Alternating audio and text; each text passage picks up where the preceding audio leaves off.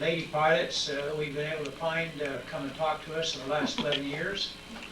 And I picked up Captain Deibel's name in the newspaper, and I called her, and anyway, we found out I have to go through channels nowadays to get things done in the military. And, you know, it's been a long time since I've had to worry about channels. But, Captain Deibel, the hour is yours. We're just tickled pink to have you here, and tell them what you want them to know and do what you want.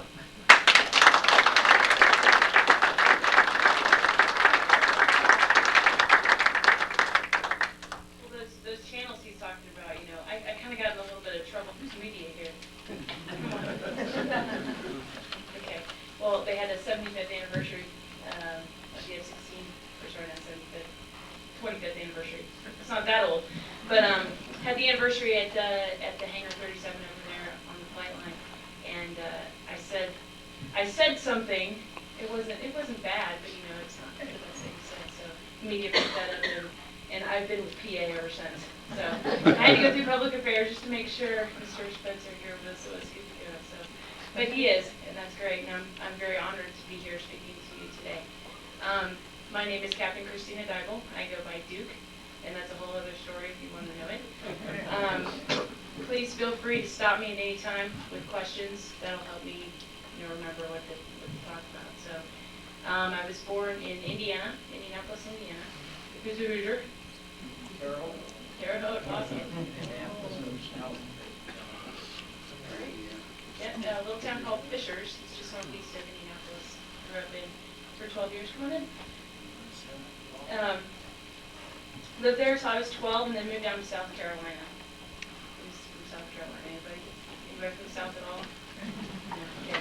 Well, I lost my accent because I learned how to speak correctly in Indiana. Right?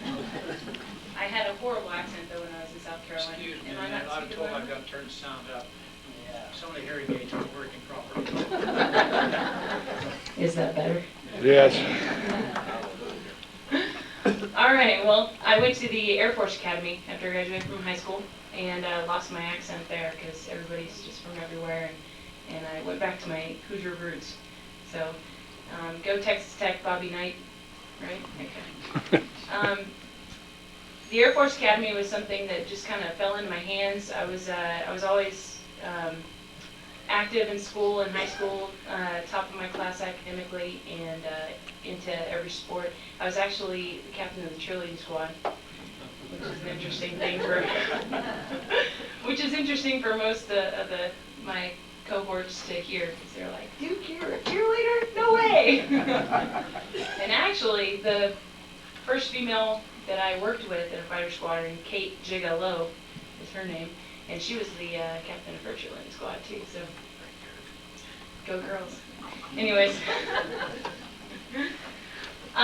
so I got into the Air Force Academy, had a nomination from Congressman James Clyburn out of South Carolina, and can't say I loved every minute of it, but it was a great experience, and very glad and proud to be a graduate of the Air Force Academy. From there, it was just obvious that I wanted to be a pilot because, you know, yeah, I was qualified to be a pilot, so why not go give it a try? And I'm not going to go pick a desk job, not that desk jobs are bad, but when I'm qualified to go do something that the Air Force is meant to do and be the tip of the spear. So I go to Columbus Air Force Base, Mississippi, after a casual status time at Moody Air Force Base in Georgia for 6 months. Pilot training is so backed up now that we have casual lieutenants, and they're assigned different bases, and they're there up to a year, actually, waiting on their pilot training slot. So I was in Georgia, Valdosta, Georgia, and I loved it there. I was assigned to the OSS intelligence flight, so I wasn't really qualified to do anything with them. So I shredded lots of secret documents and played lots of solitaire on the on the computer. And let's see, St. Patrick's Day of 2000, then I traveled home and then to Columbus Air Force Base, Mississippi to start pilot training. Pilot training's a year long, I'm sure all of you know that, but started in the T-37. How many have flown the T-37? Yeah, mighty tweet. fastest G onset rate in the Air Force inventory. 6 Gs almost within 1 second, and no G suit. So it'll knock your lights out if you're not ready for it. After T-37s, I pretty much told my instructors that I wanted to be a fighter pilot, and they fought for me, and I got a T-38 and flew T-38s at Columbus, and completed my pilot training stint, and got my wings. So here they are. I'm very proud of them. After that, go to IFF, Introduction to Fighter Fundamentals at Moody Air Force Base, Georgia. So that was good to go back down there. Some of my friends were still there. It was a good time. 6 weeks, and you fly the AT-38. That's a cool plane too. Got to drop some 24 pounds of weight BDU-33s on the range out there. Got F-16s and went to Luke Air Force Base, Arizona. The F-16 is an awesome plane to fly. Flies itself. It's a really fun plane. So learned how to fly that at Luke, and got Hill Air Force Base as my first assignment. And I've been here for 2 years in May. So I have about 500 hours in the F-16, and working on getting into the flight lead upgrade soon here. We're kind of backed up because the wing is sort of going towards a FAC-A, forward air controller, airborne role. So we're upgrading those guys first, and all our instructor pilots are taking up with that mission. So the flight lead upgrades are kind of backed up, but we're working on it. Nobody has any questions so far? You play in formation very much? Do I fly in formation very much? Yeah, Yes, all the time. all the time. All the time. Well, 95% of the If you go time. overseas or something like that, you would not imagine. Yes, I have not been overseas yet. That's something we're scheduled to go to the desert in December, so that'll be a good opportunity. We did do Operation Noble Eagle last year this time during the war, and that's Homeland Defense, for those of you who don't know that. We supported Operation Noble Eagle over on the East Coast National Capital Region, and we ran 24-hour ops out of there for almost 2.5 months. So that was pretty good. We were based on the East Coast at Langley. We were at Langley. So that was a good mission. We're up there about 4 to 5 hours at a time. Very taxing for someone who hasn't ever sat in an F-16 for that long. It's a small cockpit. Not much room, you got all your food and stuff stuffed over here, and gotta go to the bathroom sometimes, and that's a whole nother issue. Let's see. Any other questions so far? Yes. How difficult was it to actually be assigned to the 16 as opposed to any other aircraft? Well, it's all kind of luck of the draw as far as coming out of T-38s. The Laughlin, Vance, and Columbus all get one drop of airplanes, and then I guess the flight commanders of those bases fight for which airplanes they're going to get. So in my class we had 4 people, and we only had 4. We had originally 5. One of them medically washed out. Is that typical? Just so small? They tend to be 7 or 8. Really? We had a small class. Just in the 38 side, we had very high attrition in my particular class, actually. Started out with about 30, and I think we graduated 18. Yeah. What's usually the attrition for? There was one academic, which is sad because you got other people to help you out there, not cheating wise, but help study and stuff like that.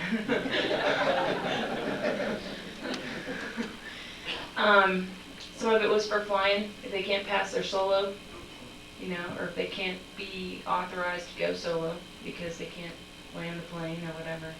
Yeah, there's some people out there.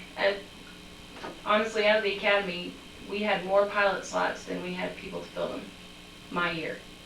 That obviously changes throughout the years, but so you have some people that don't necessarily, just very sad, but don't necessarily have the dream or really want to do it, and then they get to pilot training and they just go, yeah, this isn't for me.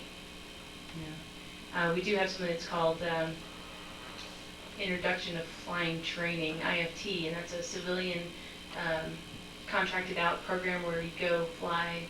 When I did it, it was 40 hours. Now you have to get your license. Just go fly Cessnas, Cherokees, stuff like that for 40, 50 hours.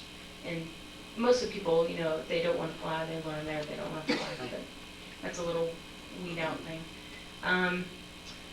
So most of them, or one guy in another class actually had a regurgitating problem, and he couldn't go solo because he would throw up. And that's just sad. I mean, they put you through all the spin training on all that stuff, and he tried really hard, but he just couldn't do it. So he's now transportation or something like that. Yes. Get fly glider over it. I did fly glider at the academy. That was a great experience. The sailplanes, for those of you who don't, I know you guys are all really experienced in here, but you get towed behind the glider has no engine obviously, so you get towed behind a tow plane, and that's the hardest part, learning how to fly behind the tow plane, because the sailplane is mostly controlled by the rudder. So you're wanting to go up, down, left, right with the stick, but really you're moving your feet, which is a little bit odd for me, since hardly ever touched the rudders in the F-16. So, but then they let you go at like 13,000 feet, and it's just so quiet and peaceful and beautiful up there. And gliders are awesome. If you ever have a chance to go fly a sailplane, I highly suggest it. Yeah. So I got my little cadet flying wings. Also did the parachute program. Jumped out of a twin otter 7 times. So I got my parachute wings on that one too. That was fun. The academy has the only free fall school where they let you free fall on your own for the first time you jump out of the airplane. Did you ever holler Geronimo? No, I was too scared to yell Geronimo. But what got me out that door was knowing that thousands and thousands of people had done it before me, and why be scared? So I just jumped. I think the second jump was harder than the first jump, because now you know what's coming. What else? Yes? If you don't necessarily get to fly fighters, can you transition to another aircraft like C-130s or C-17 or something like that? The question was if you don't get to fly fighters? If you don't make it through like in G environments and stuff like that, can you still fly other aircraft? Yes. Pilot training is divided up into many sections actually. Everybody flies the initial trainer, the T-37, and now they're actually moving to the T-6, and those are out there operational at Moody right now. After the T-37, it's about a 6-month program, and then you track select, we call it, and you can go to T-1s, which is the heavy trainer, T-34s down at Corpus Christi to learn how to fly the C-130, helicopters, or T-38s for fighters. And then once you're in those programs, you get your planes out of those. Some people have moved from heavies to fighters operationally. You can sometimes get it into another community. And sometimes people have G issues once they get in the fighters, and they end up going to a career aircraft. It's the T6, and I think it's an A or something added onto it. Is it the same as we flew in the original T6? It is, the question was, is the T6 the same original T6? It is the Texan 2. The T6 originally was just the Texan, correct? I think they've done a couple modifications. It looks a lot like it. It's a single prop tandem airplane. How many horsepower? I don't know. I've never flown it. No, I've never flown it, But it is basically the same airplane. from what I understand, it's fairly similar. Does anybody know any better? It's a turboprop. Turboprop? What it is? Totally different, yeah. Totally different. Just kind of came from that history lesson too. It's not a red one. No.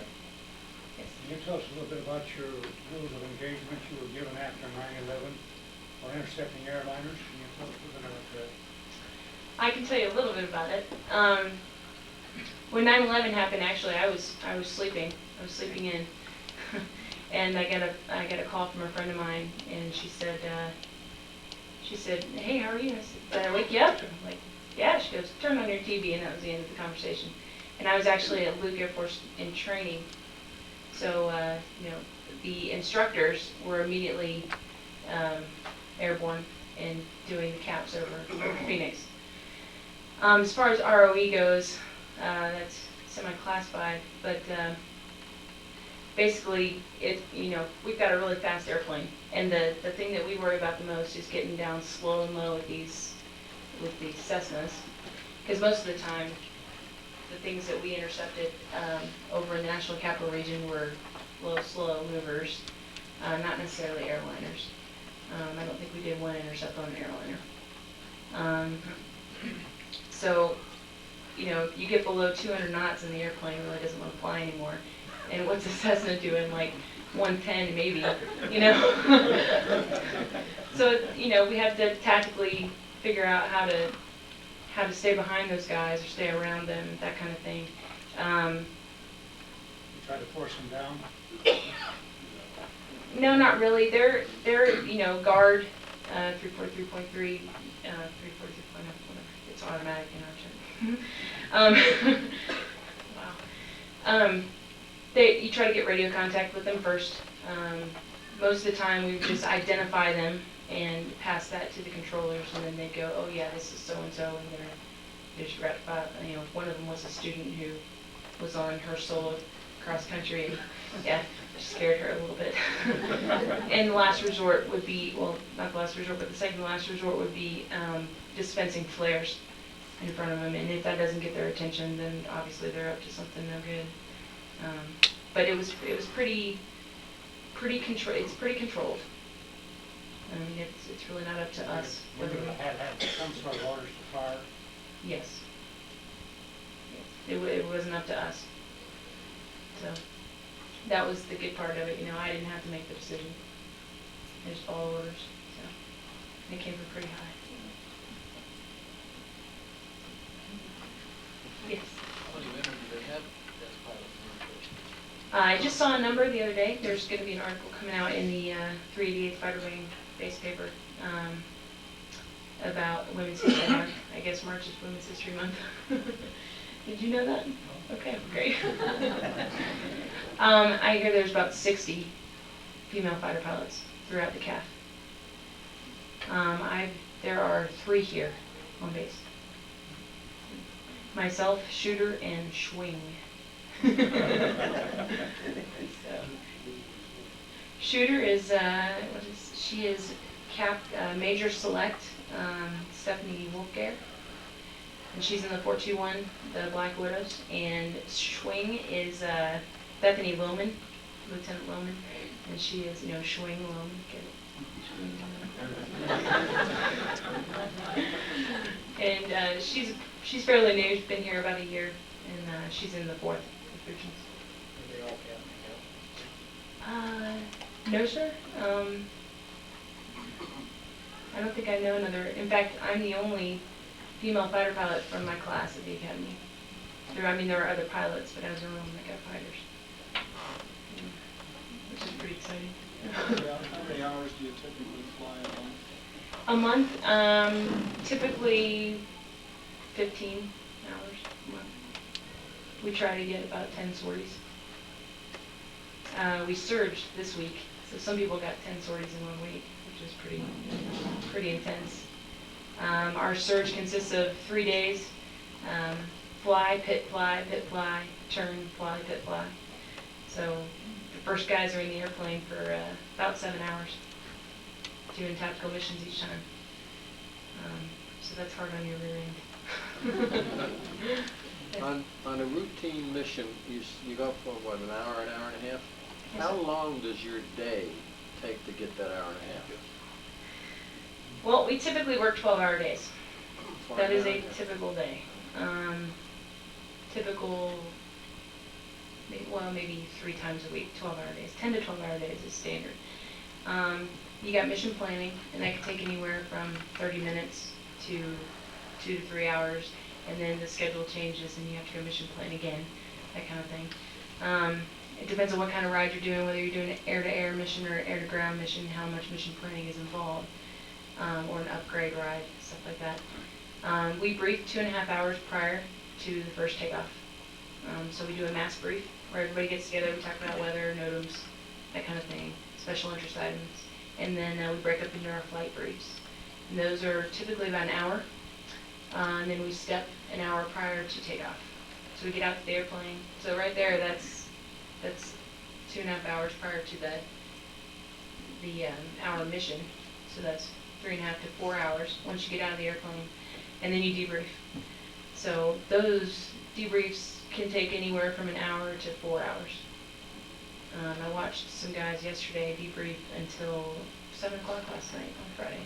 So, so it really depends on the mission, whether it's continuation training, which means there's no upgrades going on, or whether somebody is getting trained in a certain area. Those typically last a little longer.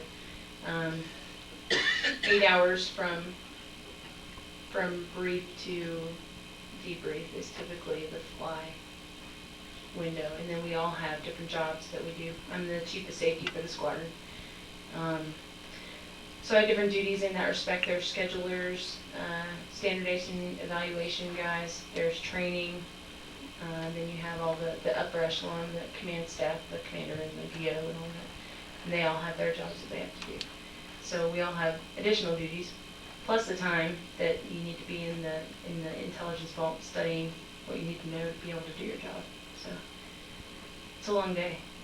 It's a very long day. Yes. Have any experience with the Northern Watch and the Southern Watch? Do I have any experience with Northern or Southern Watch? I actually don't. I don't know if the Rams had even done that. I know that the 4th or the 421 had done that a lot, but no, I got here and that was over by the time I got here. So I've only been here for 2 years. So my first trip to the desert will be this winter. How's your bombing accuracy? How is my bombing accuracy? Pretty darn good. Are you going to ground support tied into that group, or are you going to something? Go and fly. Go into the desert to fly. Yes, sir. Yes. Do you fly the same airplane regularly, or do you get to know your crew chiefs or whatever? We have a plane assigned to us, and it has Captain Christina Deibel on the side. So excited.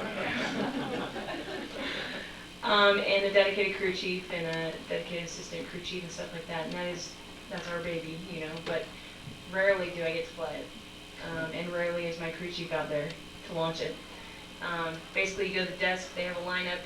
If you fall in that line, good deal. If not, so you get a different tail number every time, based on configuration and line number. Yes, sir. How often do you practice aerial refueling? Well, we have to keep a currency up with that. He asked how often do we practice aerial refueling, and I'm not sure what the currency is on that. I think it's a good while, like a good 120 days or something. I was just up there the other night though. I've probably done, well, when we did Operation No Legal, we had a tanker up there with us, so we tanked at least 3 times a day, and that was a good experience. Finding the tanker in the weather, you know, at night. But that's one of our most valuable assets, is being able to tank and refuel airborne.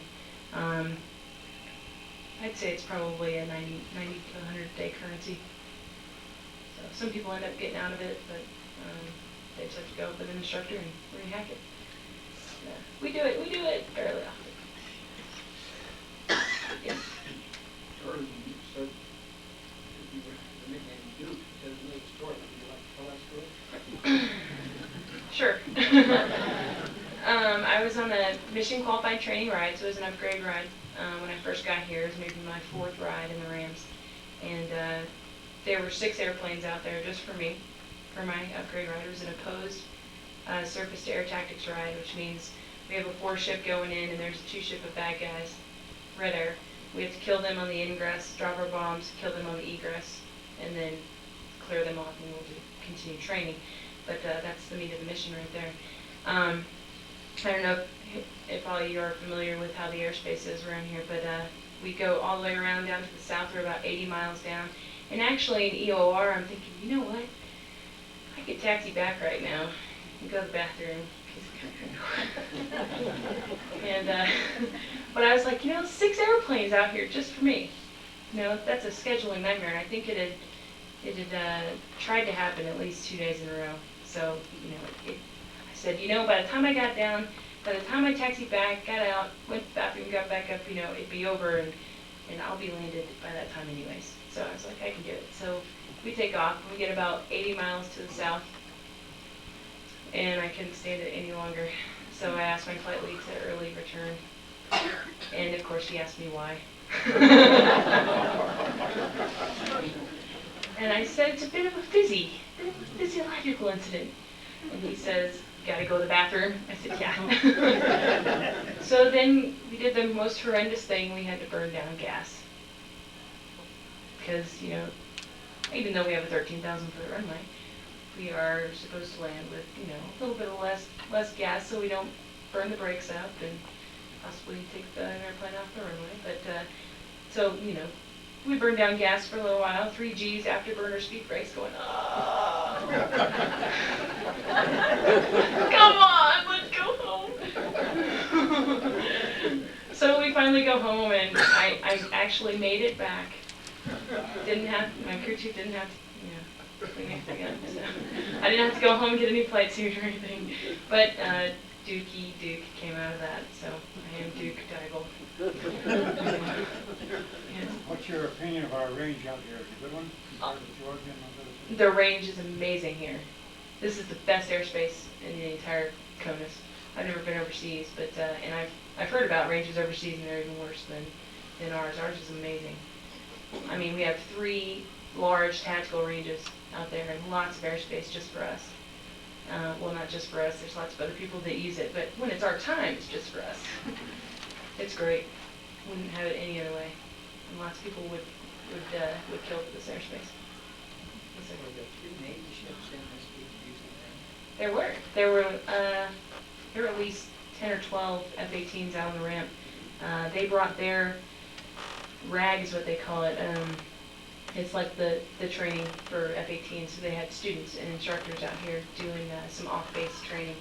And actually, I got to fight a Hornet on Thursday.